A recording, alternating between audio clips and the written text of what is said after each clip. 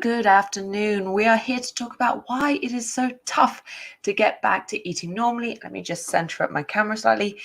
So tough to get back to eating normally after being on a diet, because there is one thing worse than being on a diet, and that's not knowing what to do afterwards, or indeed, should I say, losing the results that you get. So rather than worrying about whether you do the right thing, whether you're going to regain this weight or regaining it and then not knowing what to do, there is a way that you can do this.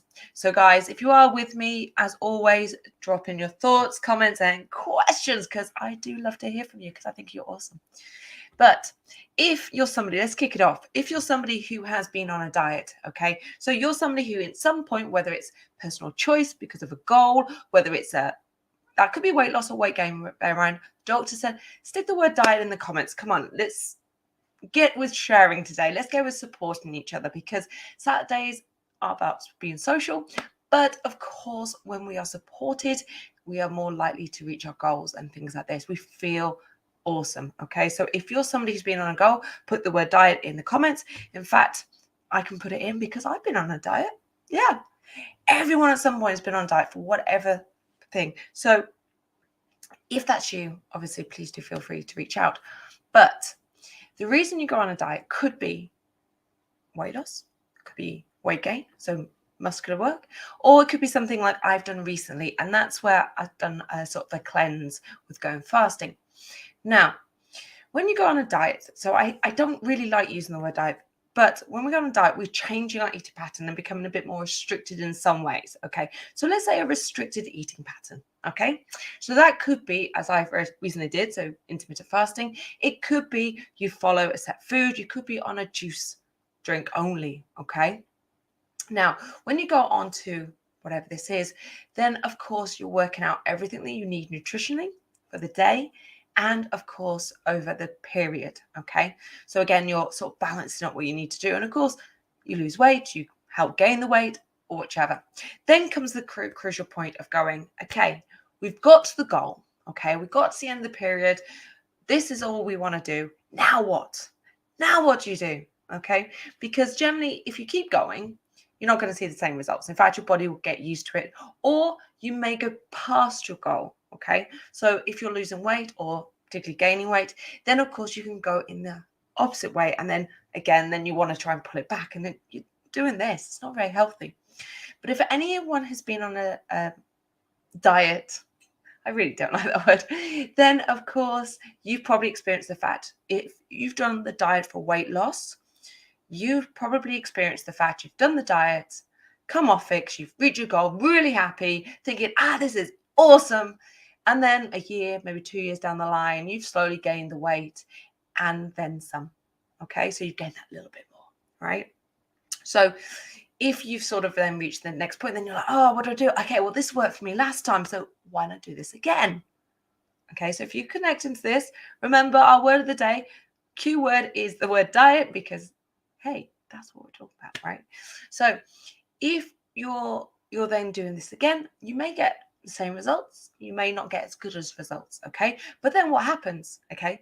You do something else to lose the weight again. You lose the weight. You may not get back down to where you were. And then, of course, you go into this cycle, okay? I even grew up with this, okay? To give you the real life story, my mum did this when I was growing up, okay? She kind of blamed me for her weight gain. I'm not going to lie. I was a chubby baby, all right? But she sort of then went on over the years, went on juice diets, so getting shakes and things like this. And I can remember as a kid, my mum getting these like packets out and making this and getting her deliveries, and yeah, okay. And then eating very well when she had a meal. So she had them in the morning, I think, and then ate in the evening, right? So what she then did is lost the weight, and then of course regained it. So she'll do it again a year or so later, right? So it was this constant yo-yo cycle. Now, there's obviously always the joke in the family that it's my fault because I was the second baby and it was after me that she gained the weight, right? And of course, I don't mind that because, you know, my mum's awesome. My mum's my mum, right? But this is so much of what happens, okay? I'm sharing the personal story because you probably can connect to this. It may be you, maybe someone that you know, okay? So what do we do, okay? What is the way out? And I tell you, there is a way out, okay? So when you go on to this diet or eating plan or whatever you've chosen to do, like I just did with intermittent fasting, when you get to the end point, okay, if you go straight back to eating exactly how you were before, the likelihood is you will have an adverse effect. Okay, it's not 100% saying you definitely will, but generally speaking, you will have an adverse effect. So whatever it is, you'll either feel slow and sluggish. So for me, intermittent fasting was about the body cleanse. So of course I was starting to feel energized, feeling really good, feeling all this good stuff, going, yes, I'm back on my feet. And then going, okay, I kind of need to come back, okay, to rebalance this, right? So I was eating between 12 and 11. And of course, to rebalance this, I was like, okay, so I can't eat all my meals in the afternoon now. I'm trying to spread them out slightly, okay? But at the same time, I don't suddenly want to eat an extra meal in the morning to eat an additional meal, okay? It's not an additional meal I'm trying to eat.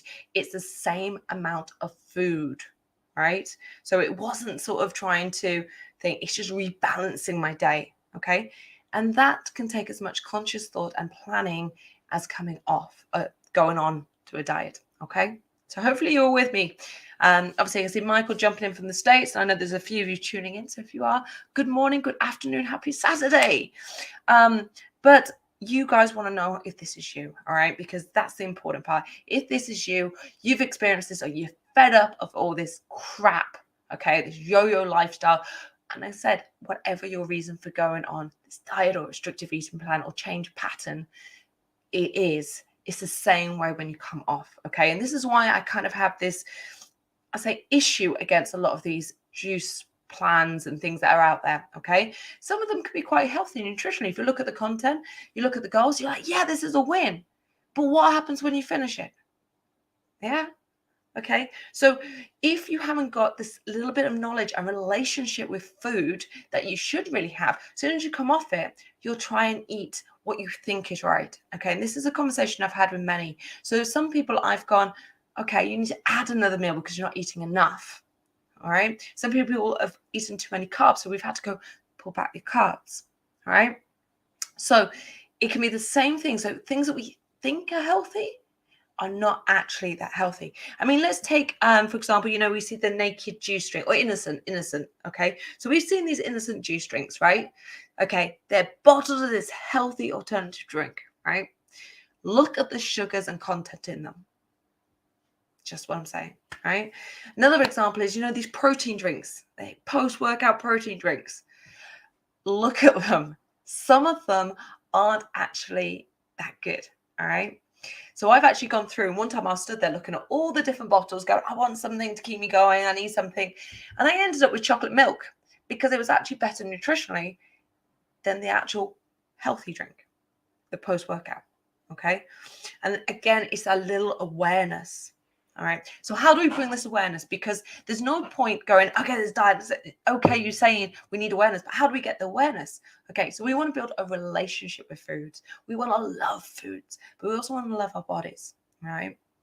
So the first thing that we're going to do, okay, is set a little plan. Okay, so when we go on a diet, I know when you come off it, you're like, oh, thank God I can rest. Okay, but the reason diets work so well is because they are set instructions. So we got the guidelines to follow. We know exactly what to do. And if we question it, we go, oh no, that's what it's telling me. Okay, we follow instructions. Okay, and as much as you don't like it when you're having a tough day, not so good, things like this, it's finding hard, you've got instructions to follow. So it becomes a little bit easier. All right, and that's where you kind of set yourself these parameters to go in. All right. Just like, why do we turn up at work every day at 9 o'clock or whatever your start time is? Because that's when you're told to start. Just like how much you get paid every month, because that's what's preset. We have these presets. We like them. All right. So don't go against the conformity thing, because we actually kind of like that. We like structure. We dislike the unknown. Okay. So bear that in mind, guys. The unknown, the uncertainty, the freedom. If it's too free, you're going to struggle. Yeah. Okay. So now I've got that across.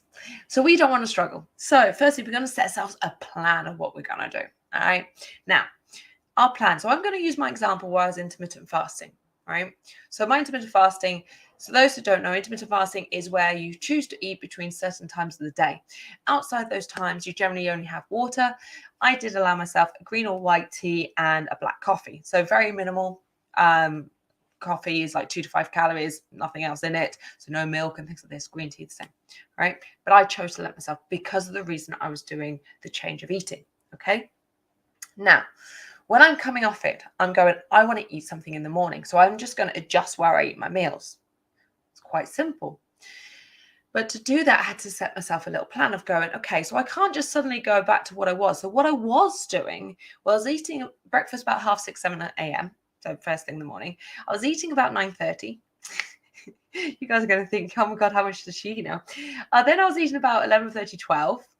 So sometimes that was probably a snack bar about sort of the 11:30 mark. Then I was having lunch by 1 o'clock.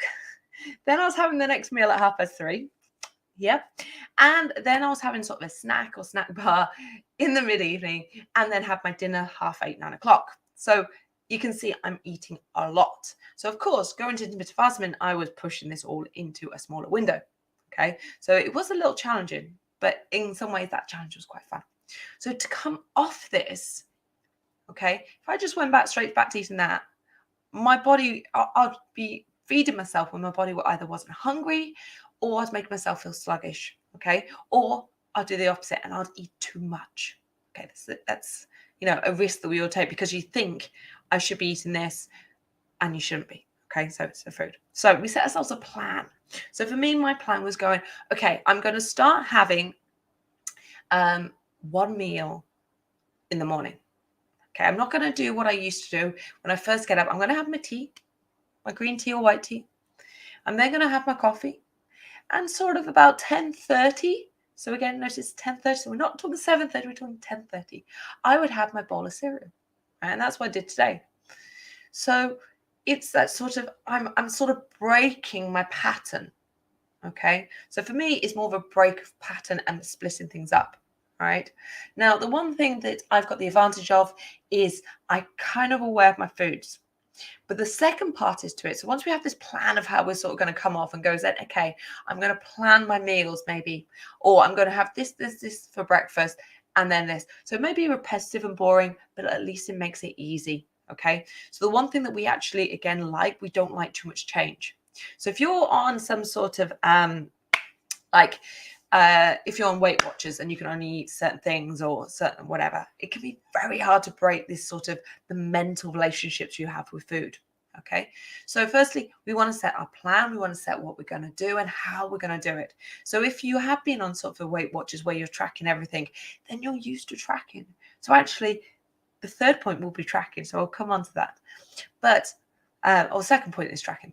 The first one, obviously, that plan, that sort of action of how we're going to do this, that's so important. The fact I'm stressing it probably longer than I need to because that's how important it is. So if you are on even a juice, right, say you're on a juice drink, okay, you're having juice for breakfast, juice for lunch, and then you're having a light dinner, which is only certain foods, so vegetables and protein, for example, okay? Just an example. Then when you're coming off, okay, you're going to sit there. If you're thinking about what to eat for every single meal, you will struggle. Again, it's another sort of barrier because, like I said, remember that over freedom. When we have too much freedom, we don't like it because then we kind of can't make a decision. It's actually really hard. You notice if someone said to you, do you want to go see this film or this film? You can make a choice. If they say to you, do you want this film, this film, this film, and give you too much choice, then you're there going, what the hell? And you sort of get overwhelmed, right? That's exactly what the mind does. So think about it in your choice of films, okay? If you had 20 choices of films, you're going to take a while to look at each one and decide, and it's going to take forever and be physically tiring, right? We don't want to get tired by our food. We want to enjoy it, okay? So let's take the thinking out, all right? So when we're doing our plans, actually, I'll make this point too, because this is really important. Don't be afraid to have the same and have a level of, I call it boring, okay? Now, the reason I'm using my little fingers and going in inverted commas, because the reason boring is if you're on this juice drink or like I was, if you're then having to think about every single meal, you're going to get physically tired and fed up and then just eat what the hell you want, all right? Let's face facts. That's what generally happens, right? So what we want to do is go, okay, I can't think about everything, but I know if I have this for breakfast, well, maybe I have a yogurt with some fruit, okay?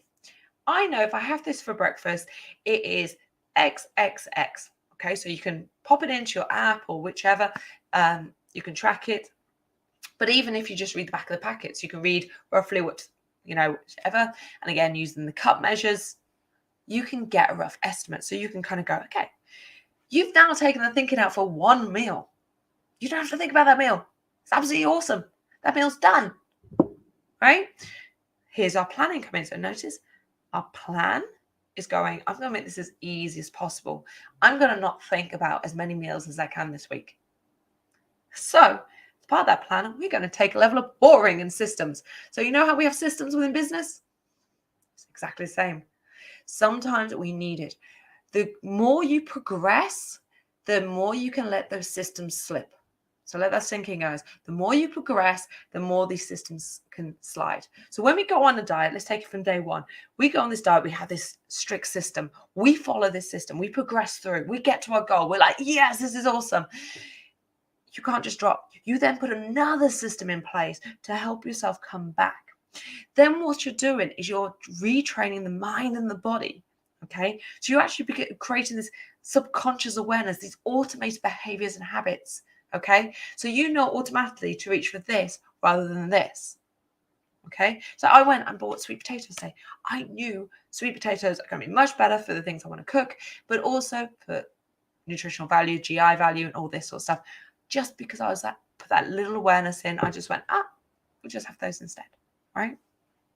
This is where we're going. So then we have this system we put into place. Okay. So part 2 are systems. Don't be afraid to be boring.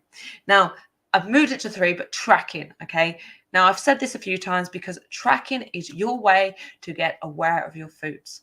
Okay. But it's not just aware of your foods, it's get aware of the foods you put in your body. So that's not just calories, that's your macronutrients and micronutrients as well. Right? So generally speaking, we want to know how much carbs, proteins, and fats, okay? Because these are the big ones that affect our goals, okay? So if you're too high on carbohydrates, you can actually gain weight and slow the body down. If you're too low, you can feel low energy and things like this, okay? So these are so important, okay? But this is why we sort of need to balance up. So first things first, we're going to have a plan. We want to know where we're going. 2, we're going to put into a system, okay, the boring bits, okay? Recognize that boring doesn't always mean like bad. It can actually be our safety net. It's the thing that we can sort of hold on to, okay? It's the thing that sort of carries us through because it's easy, okay? One of my clients says to me, she goes, actually, you just take the thinking out of it. And that's exactly what you're doing. All right. The reason that coaches and things like this work is because we take the thinking out of it. I'm telling you here, right now, how to take the thinking out of your food and actually make it so much easier. Okay. So don't be afraid to have a bit of repetitiveness. And then, of course, tracking your foods. Now, the last thing that I will throw in just before I finish on this, guys, okay, because we always think about eating normally. Okay. Eating normally is not another diet. All right. I know I've just mentioned systems and tracking and things like this, but you'll say want to track for a week, right? And then you might want to come off and see how you feel. Okay. See if you can make better choices. Then you might go, actually, I want to change, and then start tracking again. The tracking, the systems, and the pre-planning. Okay. These are things that are always there to use. Do I pre-plan my food? Yes. Do I do it every day? No. Okay. It's the things that you get used to, and there is that level of habit building. So use the systems and tools, build yourself that level of boring. And in fact, some of my clients even say, how can you eat the same meal for like dinner 2 days running? It's like, well, I've eaten that many times in between. Remember I told you how many meals I ate? Because I eat that much in between, I kind of forget. By the time I get to that meal, I'm like, I have no idea. I've eaten about 6 meals since then. It's all good. Right? So your foods need to balance for you.